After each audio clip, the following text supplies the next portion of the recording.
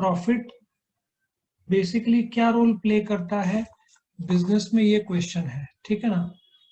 तो सबसे पहले इंट्रोडक्शन तो हम सीखेंगे, उसके पहले तुमको समझना पड़ेगा कि बिजनेस किसका पार्ट है, सोसाइटी का पार्ट है, या तुम ऐसे बोलो business is a part of economic activity.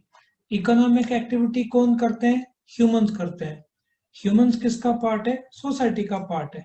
Society में क्या आता है? ट्रेडर्स और कंज्यूमर्स, कॉमर्स के दो पार्टीज हुए। एक बिजनेस जो है अपने कामकाज करते हुए नफा कमाता है, लोगों के वांट्स पूरे करता है, गुड्स एंड सर्विस सप्लाई करता है एट अ राइट प्राइस। तो जो बिजनेस का कॉस्ट है वो यदि जो वस्तु का दाम है प्राइस उससे माइनस किया जाए, जो बचता है उसको हम प्रॉफिट बोलेंगे, सरप्लस बोलेंगे।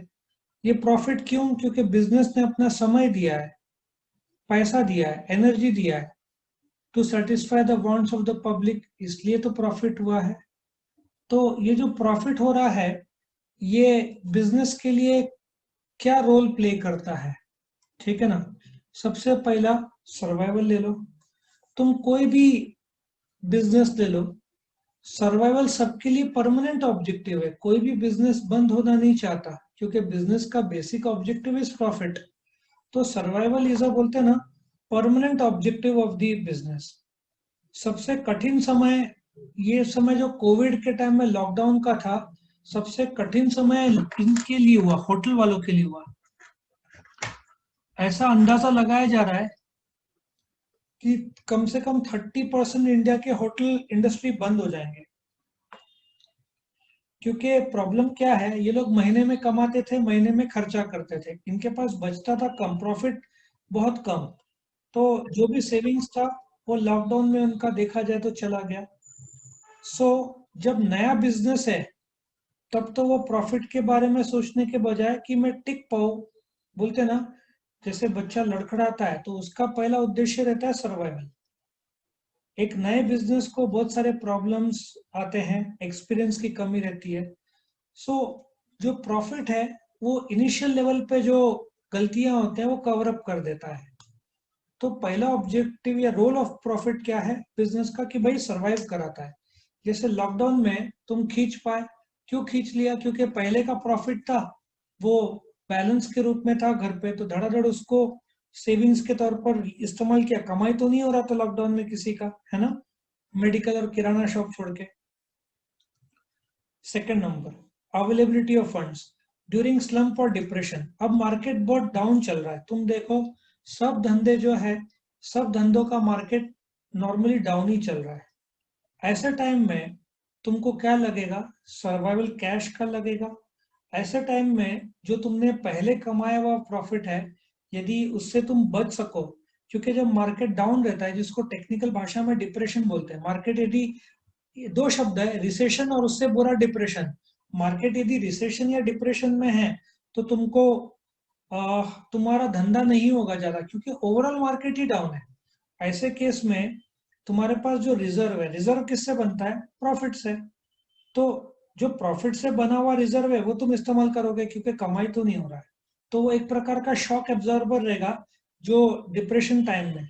तो तुम्हारे पास फंड्स रहेंगे जो प्रॉफिट जो तुमने कमाए हुए हैं, ठीक है ना, तो वो तुमको काम में आएगा।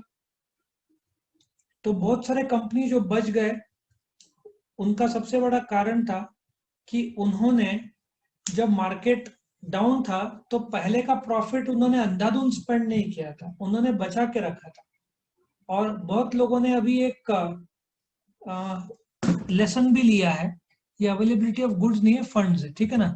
बहुत लोगों ने लेसन भी लिया कि जब तुम अंधाधुंध उड़ाते हो तो ऐसे टाइम में तुमको नुकसान होता है जब तुम्हारे पास पैसे नहीं रहेंगे। तीसरे लेवल पे ग्रोथ, ग्रोथ में बेस्ट ऑब्जेक्टिव जियो का दे सकते हैं।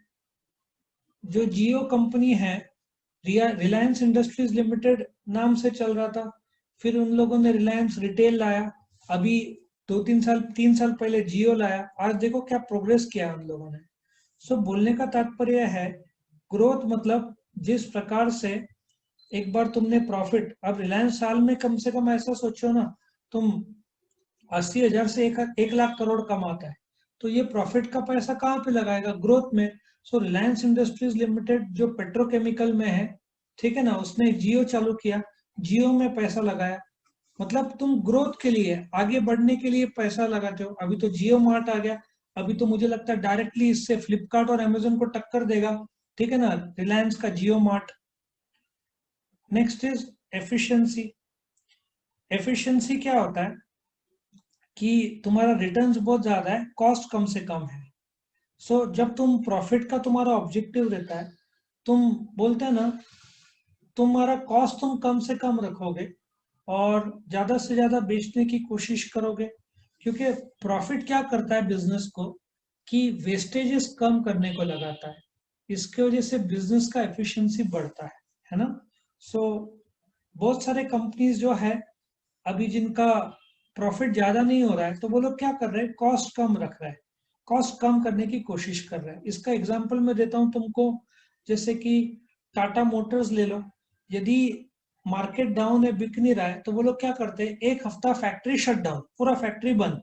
ऑफ कोर्स वर्कर्स को पगार देंगे, लेकिन अब वर्कर्स कंपनी में नहीं आएंगे तो वर्कर्स को खाना देने की जरूरत नहीं है, जो कंपनी में फ्री में खाना देती है। फिर इलेक्ट्रिसिटी मशीन सब बंद रहेंगे, कंप्यूटर्स बंद रहेंगे, ठीक है ना, जो खर्चा है वो कम लगेगा। तो कंपनी इस प्रकार से कॉस्ट का सेविंग करती है। यदि मार्केट डाउन भी है तो भी तुम अपना प्रॉफिट बरकरार रख सकते हो बाय रिड्यूसिंग द कॉस्ट। पांचवा पॉइंट है इंडेक्स ऑफ प्रोग्रेस। प्रॉफिट क्या करता है, कैपिटल में ऐड करता है। तुमने धंधे में 1 लाख लगाया, 1 साल धंधा किया, गुड्स बेचा, नफा कमाया, तुमने 10,000 का नफा कमाया। अब सीधा हिसाब है, अगले साल तुम्हारे पास 1 लाख जो तुम्हारा कैपिटल था प्लस ये जो 10,000 नफा कमाया, 1,10,000 होगा।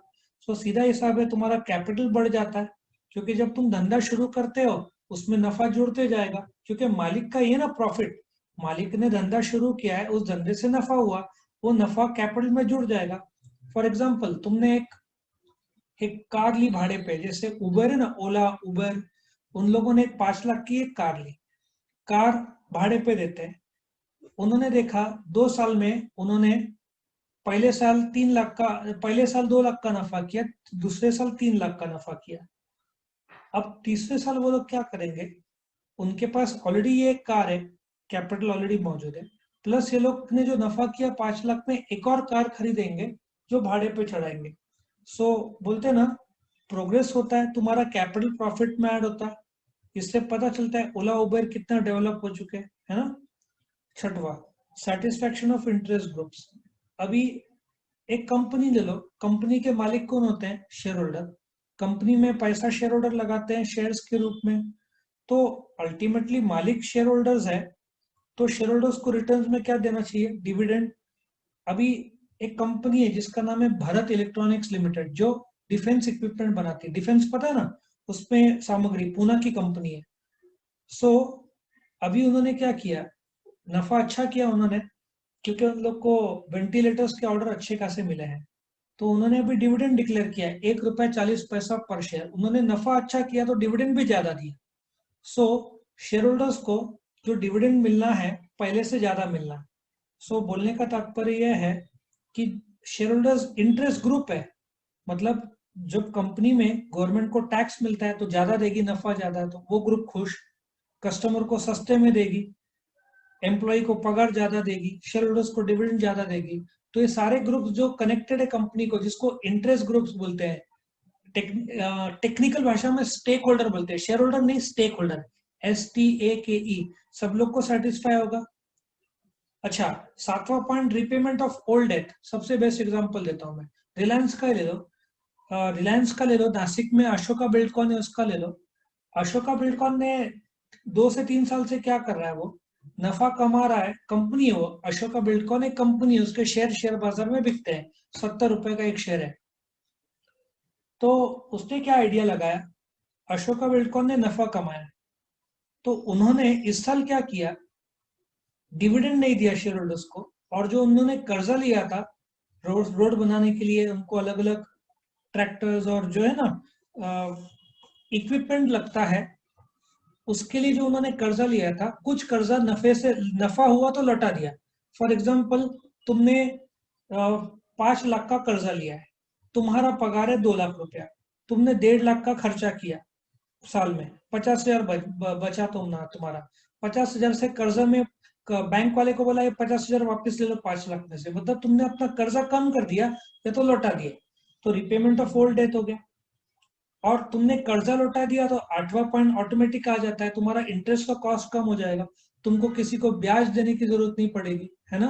तो रिलायंस ने भी यही किया इस साल, उन्होंने अपना टारगेट रखा था कि 2021 मार्च तक वो लोग अपना कर्जा जीरो कर देंगे। उन्होंने सितंबर में ही पूरा कर्जा जीरो कर दिया है, आज के तारीख में उनका कोई भी कर्जा नहीं है, पूरा जीरो कर दिया। तो उनको अभी ब्याज इंटरेस्ट लगना ही नहीं है, इंटरेस्ट जीरो हो जाएगा, इंटरेस्ट एक प्रकार का खर्चा है तुम्हारा।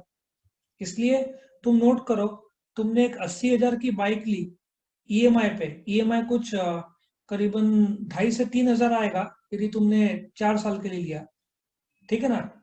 तो तुम नोट करो, तुम्हारा पूरा बाइक तुमने आज खरीदा 80,000, लेकिन 3 साल का जो हर महीने बैंक को ईएमआई भरना पड़ता है ना, मंथली हफ्ता भरना पड़ता है, तुम टोटल करोगे तो वो लाख रुपए हो जाएगा। इसका मतलब तुम्हारी 80,000 की गाड़ी और 3 साल में तुमने 20,000 का ब्याज भरा ना, तुमने एक बार लौटा दिया कर्जा, तो ब्याज का सवाल ही नहीं उठता। 9वां point, motivation to other business enterprise. अभी सीधी बात है, रिलायंस इतना 80,000 करोड़, लाख लाख करोड़ साल का कमा रहा है, तो बाकी धंधे लोग को भी मोटिवेशन आता है कि ये लोग कमाते तो हम लोग भी कॉस्ट कम करके, सेल बढ़ा के नफा कमा सकते हैं, ठीक है ना। महिंद्रा एंड महिंद्रा ने प्रॉफिट किया तो टाटा वाला कॉम्पिटिटर है, टाटा वाला, मारुति वाला, ये लोग सब भी तो बोलेंगे ये वो प्रॉफिट कर रहा है, मतलब कुछ तो सही कर रहा है, हम भी सही करेंगे, है ना। और सबसे important point number 10, research and development. इसमें एग्जांपल मैं तुमको एप्पल का दूंगा। एप्पल कंपनी या सोनी ले लो, सोनी का जो भी प्रॉफिट होता है, जो भी सेल करते हैं, 100 रुपए में सेल करते हैं, उसका 6%, 6% वो लोग बिक्री का रिसर्च में लगाते हैं। एप्पल वाले करीबन 10 से 20 तक का रिसर्च में लगाते हैं। यही कारण है कि ये लोग इतने अच्छे अच्छे प्रोडक्ट्स, आईफोन, आईपैड, ये सब ला पाते हैं, क्योंकि अल्टीमेटली आज के तारीख में ना धंधा में, तुम कार ले लो, नए नए कार आ रहे हैं, होंडा सिटी हर साल नया नया मॉडल लेकर आता है। ये सब कैसे आता है, इन लोग को रिसर्च करना पड़ता है नया प्रोडक्ट लाने के लिए। तो ये लोग जो नफा कमाते हैं, ये नफा वापस धंधे में लगाते हैं रिसर्च के तौर पर, ताकि अपना प्रोडक्ट इंप्रूव कर सके। तो प्रॉफिट के बिना रिसर्च कैसे करेंगे, प्रॉफिट ही नहीं है तो नया प्रोडक्ट लॉन्च कैसे होगा, क्योंकि रिसर्च करने के लिए पैसा लगेगा, खर्चा आता है। तुम जब लंबारगिनी और फरारी जब बनाते हैं, उसका क्ले मॉडल बनाना पड़ता है, पहले 3D मॉडल बनता है, फिर उसका क्ले मॉडल बनता है, ये सब में लाखों करोड़ों के खर्चे हैं, बहुत समय वाला लगता है। एक नया कार डिजाइन करने कम से कम 2 साल लगता है, 1.5 से 2 साल पकड़ लो, उसका टेस्टिंग होता है, इतना आसान थोड़ी है, पहले डिजाइन होगा, क्ले मॉडल बनेगा, पार्ट्स बंदोबस्त करना पड़ेगा, फिर टेस्ट होगा, फिर पहाड़ियों में, नॉर्थ में जो है ना, पहाड़ी पहाड़ी में जो भी बाइक का कार चल गई वो इंडिया में कहीं पे भी चल जाएगी, उनको पहाड़ी में टेस्ट करना पड़ता है, माइलेज चेक करना पड़ता है, इंजन का परफॉर्मेंस देखना पड़ता है, एक्सेलरेशन देखना पड़ता है, कंफर्ट लेवल देखना पड़ता है, कितने सारे चीजें हैं जो कार में देखने पड़ते हैं। तो ये सब रिसर्च एंड डेवलपमेंट में आता है, तो खर्चा नहीं करेंगे तो नया कैसे डेवलप होगा, है ना। सो ये तुम्हारा role of profit in business के 10 पॉइंट्स थे। कुछ पूछना चाहता है, सब क्लियर है सबको। सो वीडियो पसंद आया तो लाइक कीजिए, अपने फ्रेंड्स के साथ शेयर कीजिए, उनका भी फायदा हो, और चैनल को सब्सक्राइब कीजिए। Thank you.